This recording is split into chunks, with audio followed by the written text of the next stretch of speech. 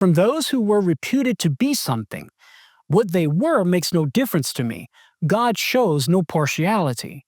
Those, I say, who were of repute added nothing to me. At first glance, it seems like Paul is putting himself on the same level as Peter, basically saying, hey, Peter's not above me. Protestant apologist Jason Ingwer took this line in the 1999 debate with Catholic apologist Mark Bonacore. Paul asserted his equality with, not his superiority to, the other apostles.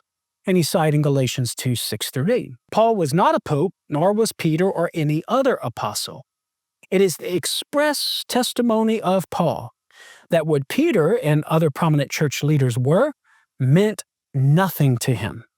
The equality and independence of Paul are a contradiction of the doctrine of the papacy. The argument assumes that Peter's authority meant nothing to Paul, but that's not what Paul is saying. What meant nothing to Paul was the reputation, the high esteem that Peter, James, and John had in the eyes of the Galatian Christians. It's not that Paul is dismissing Peter or the apostles themselves, but rather the inflated claim that the Jewish converts were making about them. Paul's whole point in this section is about reputation.